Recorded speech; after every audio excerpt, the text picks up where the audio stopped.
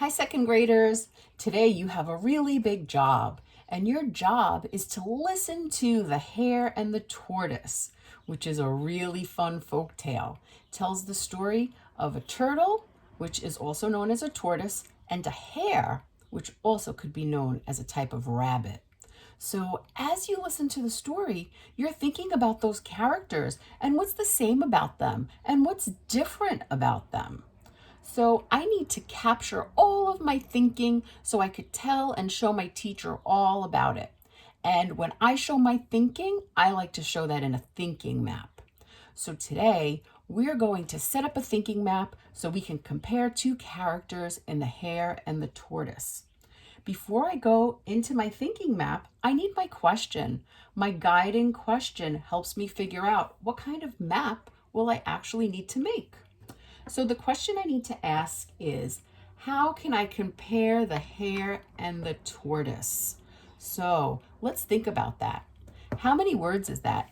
How can I compare the hare and the tortoise? Wow, that's 9 words that I need. Let me set myself up with 9 lines so I make sure that I remember to put all of those words. How can I compare the hare and the tortoise? 1, 2, 3, 4, 5, 6, 7, 8, 9. How can I compare the hare and the tortoise? Every sentence starts with a capital, so let's get our mouth ready and our pen ready or pencil to make that sound and figure out what letter we're going to write. How? That's definitely an H sound. Capital H because it's the start of a sentence. How, next word, can. You guys know how to write this word. Can. This one's a little tricky. Compare. You can go right back to that slide and check out the spelling of the word compare and copy it. Come, air. And good writers always go back and reread what they wrote. How can I compare the hare? This is the name of the animal, so that gets a capital also. The hare and this one's a tricky one, so I definitely need to go back and pause that video or look back at that slide so I know exactly how to spell tortoise. Capital T because it's the name. Tortoise.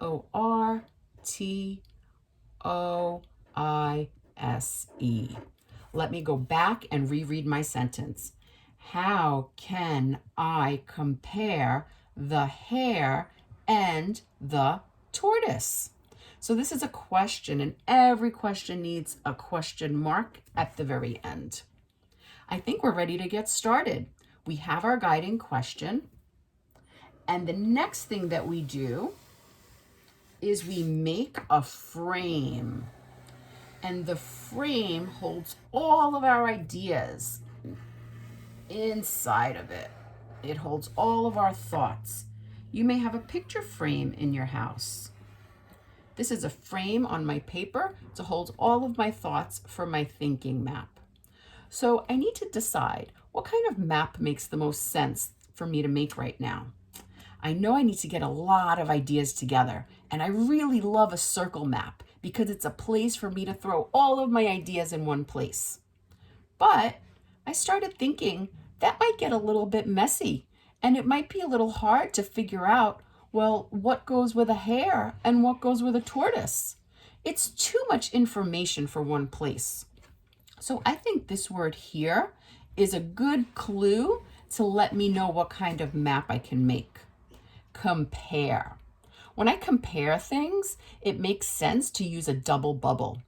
And that's when I do two circles and I can compare and contrast, which is what's the same and what's different about two different things. So the first thing that I'm going to compare is the hare. And I will write that word right here, H-A-R-E. It's a name, so it gets a capital, and then a nice circle around it. And then I might even get another color to write my next character. And the next character is the tortoise, T-O-R-T-O-I-S-E. And this circle is actually going to be a little bit bigger because the word is bigger. That's okay. All right, so we have our two circles. And when you have two of the same thing, it's a double. So this is why it's called a double bubble. You've got two bubbles, and that is called a double bubble. So in the middle, I might even want to start with a different color, my third color, and say to myself, what is the same about these animals before I go over and decide to figure out what might be different about them? So let's see. They are definitely both animals, that's for sure. So I will write the word animals right in the center and give that a circle. I'll put a bubble around that. And then I need to connect that right to hare and connect that right to tortoise because they are both animals. What else is the same about them? I think that they both are, they're both in the race. So it seems to me like they're both runners or they're both racers. So I can put right here that they are racers. They are racing in a race. And that's something that when I compare them, that's the same. And I will connect racer to the hare because he's racing, and I will connect racer to the tortoise. I will make one more bubble right here. And I'll ask you to think about something that's the same for the hare and the tortoise. And once you have that, put that right in there. And once you put it in there, you can connect it to those two characters. Nice job, my friends. The next thing we need to do is look for things that are different as we compare these characters. And I'm noticing here that the hare seems to be a little bit of a show-off. He seems to really have a very high opinion of himself, and he seems to be boastful. So I might put this on this side. I might call him boastful or a show-off. He is showing off all of the things he can do. And I will circle that and connect that right there to the hare. Yeah, that's definitely something that describes that hare. So is the tortoise also a show-off and boastful? No, that tortoise is very different. He's kind of quiet, and we might even say that he's humble, which isn't the opposite of show-off. So I can write right here that he might be quiet and he is humble. He doesn't tell everyone all the great things that he could do. We will circle that and we will connect that right to the tortoise. All right, let's go back to that hare again. It seems like he's pretty sure of himself.